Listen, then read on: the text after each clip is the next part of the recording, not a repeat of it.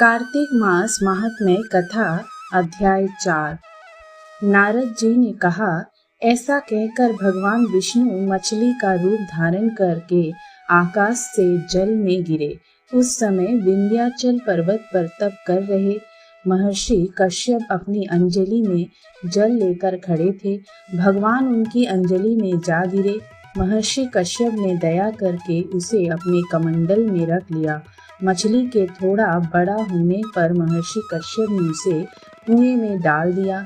जब वह मछली कुएं में भी ना समा सकी तो उन्होंने उसे तालाब में डाल दिया। जब वह तालाब में भी ना आ सकी तो उन्होंने उसे समुद्र में डाल दिया। वह मछली वहां भी बढ़ने लगी। फिर मत्स्य रूपी भगवान विष्णु ने इस शंकासुर का वध किया और शंकासुर को हाथ में लेकर बद्रीवन में आ गए। वहां उन्होंने संपूर्ण ऋषियों को बुलाकर इस प्रकार आदेश दिया, मुनि ऋषिवरों, तुम जल के भीतर बिखरे हुए वेद मंत्रों की खोज करो और जितनी जल्दी हो सके उन्हें सागर के जल से बाहर निकाल लाओ। मैं देवताओं के साथ प्रयाग में ठहरता हूँ। तब उन तपोबल संपन्न महर्षियों ने यज्ञ और बीजों सहित संपूर्ण वेद मंत्रों का उद्धार किया। उनमें से जितने मंत्र जिस ऋषि ने उपलब्ध किए वही उन बीज मंत्रों का उस दिन से ऋषि माना जाने लगा।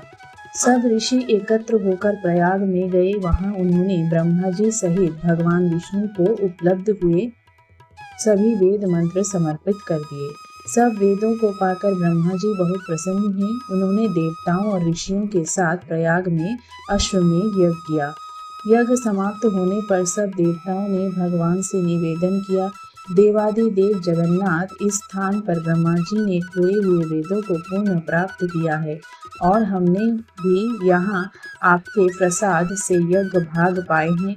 अंततः यह स्थान पृथ्वी पर सबसे श्रेष्ठ पुण्य की वृद्धि करने वाला एवं भोग तथा मोक्ष प्रदान करने वाला हो। साथ ही यह समय भी महापुण्यमय और ब्रह्माघाती आदि महापापियों की भी शुद्धि करने वाला हो तथा तय स्थान यहाँ दिए हुए दान को अक्षय बना देने वाला भी हो, यह वर दीजिए। भगवान विष्णु बोले, देवताओं, तुमने जो कुछ कहा है वह मुझे स्वीकार है। तुम्हारी इच्छा पूर्ण हो। आज से यह स्थान ब्रह्म क्षेत्र के नाम से प्रसिद्ध होगा। सूर्य वंश में उत्पन्न राजा भगीरथ यहाँ गंगा को ले आएंगे और वह यहाँ सूर्य कन्या यमुना से मिलेगी। ब्रह्मा जी और तुम सब देवता मेरे साथ यहाँ निवास करो। आज से यह तीर्थराज के नाम से विख्यात होगा। तीर्थराज के दर्शन से तत्काल सब पाप नष्ट हो जाएंगे। जब सूर्य मकर राशि में स्थित होंगे उस समय यहाँ स्नान करने वाले मनुष्य के सब पापों का यह तीर्थ नाश करेगा। यह काल भी मनुष्य के लिए सदा महान पुण्य फल देने वाला होगा। माघ में सूर्य के मकर राशि में स्थित होने पर यहाँ स्नान करने से सालोक्य आदि फल प्राप्त होंगे। देवादिदेव भगवान विष्णु देवताओं से ऐसा कहकर ब्रह्मा जी के साथ वहीं अंतर्ध्यान हो गए।